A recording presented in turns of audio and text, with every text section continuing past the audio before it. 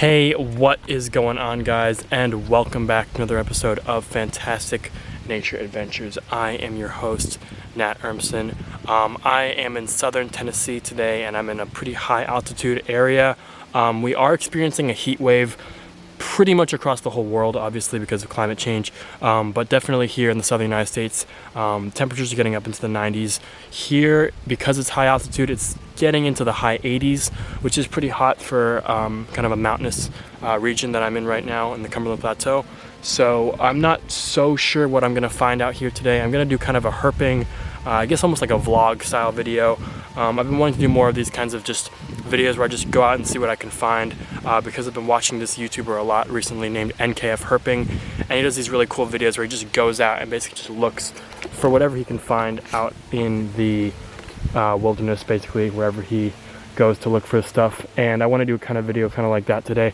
So yeah, I'm gonna check out this I guess sort of like highland leading into lowland region habitat today. We got this kind of sloping bluff location that I'm at right now, which could have some, you know, good stuff for snakes or salamanders living in like rock crevices. We've also got some down trees, as you can see here, which could be good for some stuff hiding, maybe some skinks. So let's go see what I can find in this habitat. Let's go.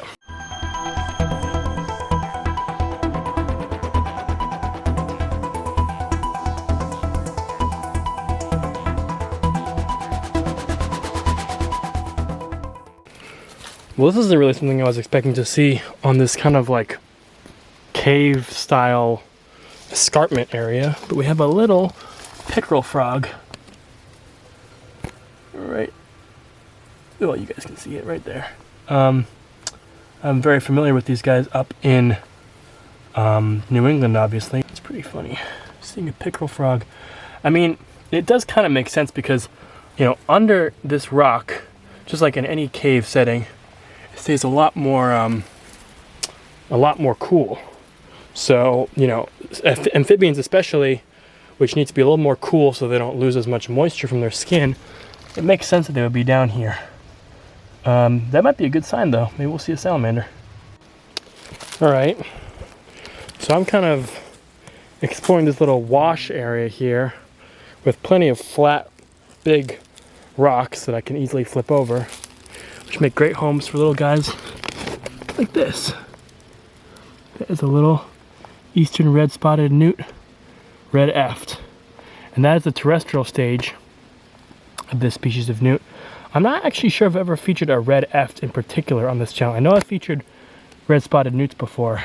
So after they lose their gills and you know, leave the water where they originally live as larvae, they come out onto the land as this stage, the red eft, and they're actually a terrestrial salamander species for a time being, and then they go back to the water in their adult form, and that's where they breed. All right, I think this is a rat snake in here. I'm trying to go for the grab. Cool, all right. So yeah, I was a little nervous picking up this rat snake just because I've never picked up a rat snake before. And I guess I just didn't really know how their bite feels. But hold on here, I'm trying to control her, hold on. So I'm gonna stop recording really quick and just kind of get her into a position where I can get some photos and film her in a little bit of a better setting. Okay, I'm gonna try to keep my voice down. I've got her mostly still. She was just trying to move, and it took me about 5 minutes to just get her into this position here next to this tree, and she's just trying to be motionless. Now, if you look here, she's got multiple bumps on this part of the body. I'm not gonna touch there, but those are definitely eggs. Yeah, that is just incredible. So this is a gray rat snake. This is not to be confused with the eastern rat snake, or the more commonly known subspecies of at least the eastern United States, the black rat snake. And that would be the species that I would encounter in New York, in most of the, you know, northeastern United States up into, you know, Massachusetts, and pretty much the eastern coastline of the United States. Whereas this is the gray rat snake. This species does not get all the way to the coast. This is a slightly more western species of rat snake and not a subspecies of the eastern rat like the black rat. The black rat is a subspecies of the eastern rat. There's also the Everglades rat snake, a couple other subspecies of rat snakes within the eastern rat snake species. This is its own species. This is a gray rat snake. This is not an eastern rat snake whatsoever. And this species in Tennessee is found in the western 2/3 of the state. And I know that this is the gray rat snake because, well, if it wasn't a gray rat snake, it would be black, and it would be a black rat snake. But if it was a black snake here, it would be a black racer. And also, well, I know where we are. You can tell that this is not the range of the eastern rat snake when you look on a map. So yeah, this is a beautiful, beautiful snake, totally non-venomous. I did take a couple bites trying to get her out of that hole in that tree there. And this is definitely a gravid female, unless she ate something like a toad, but there looks to be multiple bumps on her. Like there's one there, multiple bumps on her lower half of her body, which indicate eggs. And this is a beautiful, beautiful snake. I was actually a little bit surprised when I first saw it because I thought it might be a black king snake. It's a species of snake that I honestly think is probably the most beautiful snake out here. I also really want to find a queen snake.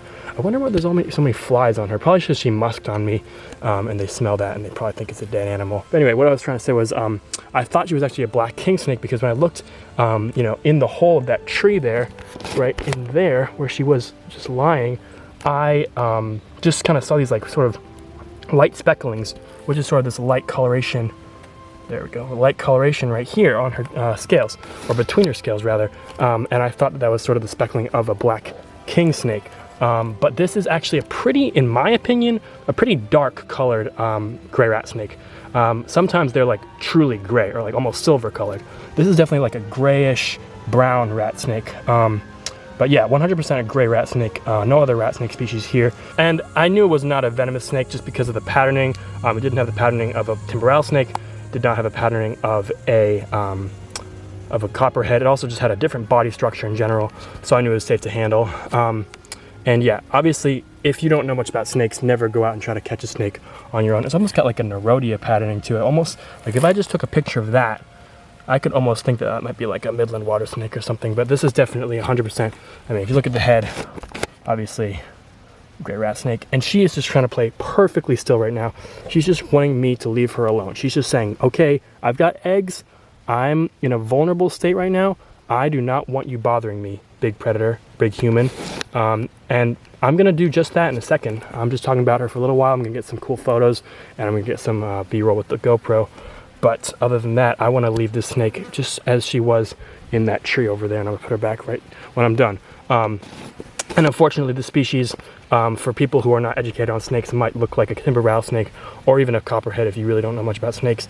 And unfortunately, they would kill a snake that looks like this. They'd pretty much kill any snake because they might think it's venomous, but you really should never kill any snakes because they're all very important, you know, ecosystem champions. And yeah, this is a totally beautiful snake, incredible patterning, and my first ever wild rat snake. Yeah, this is a really, really gorgeous snake. And I just want to, you know, give her respect. She totally was like, all right, I'm not gonna, you know, originally she was just gonna try to go back into her hole a little further, and then I took a chomp because she said, hey, you're trying to come after me with my eggs. And obviously, you know, it was hard to, you know, control her because she is a large snake. I mean, this is definitely a 4 or 5 foot snake, maybe 4 feet snake. And, you know, I just don't have hands big enough to kind of, you know, what a lot of times you can do with a snake is you can kind of like, I'll try to show the camera, you can kind of like put your hands over the snake like that if it's a small snake, and they'll feel kind of, you know, safe as if they're in like a hole of a tree or under a rock, and they'll kind of curl up, and then you can take your hands off and take some good photos. She's just way too big for me to really control just with my hands like I would with a smaller snake like a ringneck or a red belly. So I'm just going to take photos of her like this. I mean, she is just a gorgeous, gorgeous snake, and a nice sized one at that, a 4 foot probably.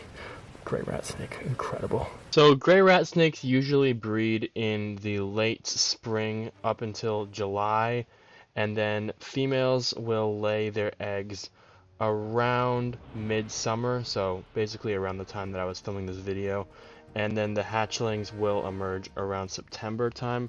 So this individual, she was almost certainly going to lay probably the next few days, to be honest, and her babies would have hatched in about a month or two after that. I also forgot to mention that the reason they're called rat snakes is because their favorite food is basically rodents or small mammals. So they usually eat, like, rodents, stuff like that, small mammals.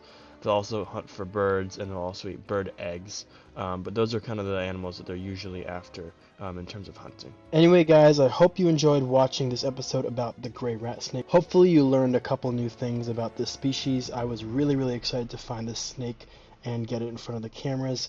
I also hope you guys enjoyed those two animals I found in the beginning, the frog and the newt. And I'm going to have another video that I did in Tennessee coming out pretty soon, and I actually like that video even more because it has an animal that honestly I was so freaking excited to find it. So I'm really hoping you guys will like that one as well.